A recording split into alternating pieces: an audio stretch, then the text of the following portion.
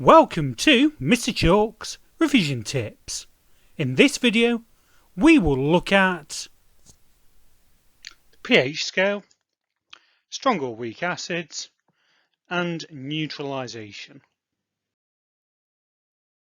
So indicators are used to determine whether a solution is acidic or alkaline. Acids react with metals, bases, and carbonates to produce salts.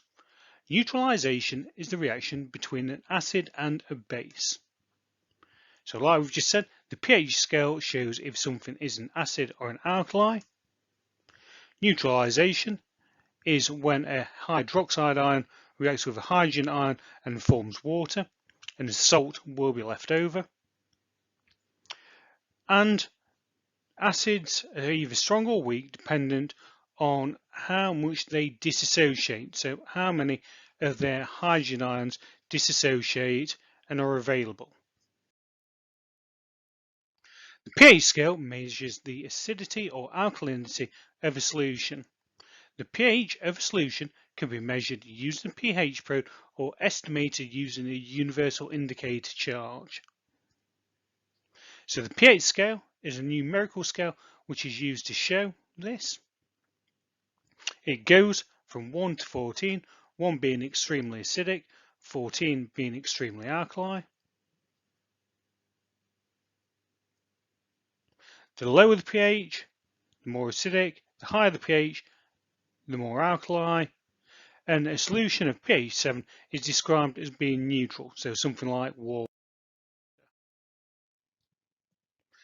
Indicators are used to determine whether a solution is acidic or alkali. Acids react with metals, bases, and carbonates and produce salts. So acids, chemicals that have a pH of less than 7. Acids can also be thought of as chemicals that donate protons, while bases are chemicals that accept protons. An acid is also thought of as a chemical that could be neutralized by a base. Acids turn litmus paper red, while bases turn litmus paper blue. Some examples of acids, things like sulfuric acid or hydrochloric acid. Some examples of hydroxide would be something like sodium hydroxide or potassium hydroxide. Acids generally taste sour. Alkalis are the bases that are water soluble, which means that they dissolve in water. So in other words, not all bases are water soluble, and only water soluble bases are known as alkalis. Strong acids fully dissociate in water to produce the maximum number of hydrogen ions. So this means that the pH values of strong acids are lower than that of weak acids. So strong acids dissociate fully in water to produce hydrogen ions. So something like hydrochloric acid would do this, where it splits completely into hydrogen ions and chlorine or chloride ions. Weak acids, such as ethanoic acid, do not fully dissociate. So only about 1% of the ethanoic acid actually splits up into separate ions. So you would end up with a lot less hydrogen ions, which means that it would be a lot less acidic. So ethanoic acid is a weak acid. Universal indicators can be used to show that hydrochloric acid is stronger than ethanoic acid. Explain how. So you would need to talk about, with hydrochloric acid, the universal indicator would go red, so it has a low pH. With ethanoic acid, the universal indicator would go orange or yellow, so it would have a pH of 4 or above, but less than 7. Neutralization is the reaction between an acid and a base. Acids react with metals, bases, and carbonates to produce salts. So acids in solution are sources of hydrogen ions. Alkalis in solution as sources of hydroxide ions.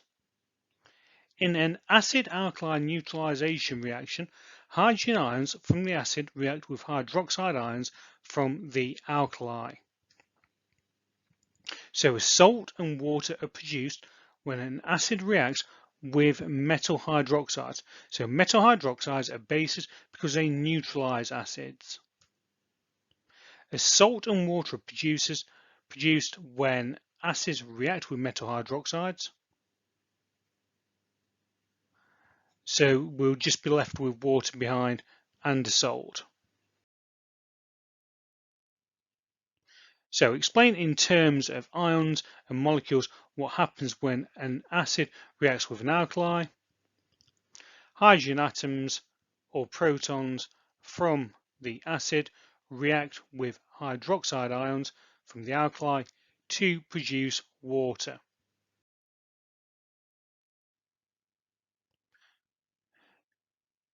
So a student added copper oxide to an acid to make copper sulfate. The student heated the acid. The student added the copper oxide until no more reacted. The diagram shows the first stage of this. So why was the acid heated? After the reaction was completed, why was some solid copper oxide left over? And the student removed the solid copper oxide from the solution. Suggests what the student should do to the solution to make copper sulfate crystals. So the reason that it was heated would be to speed up the reaction.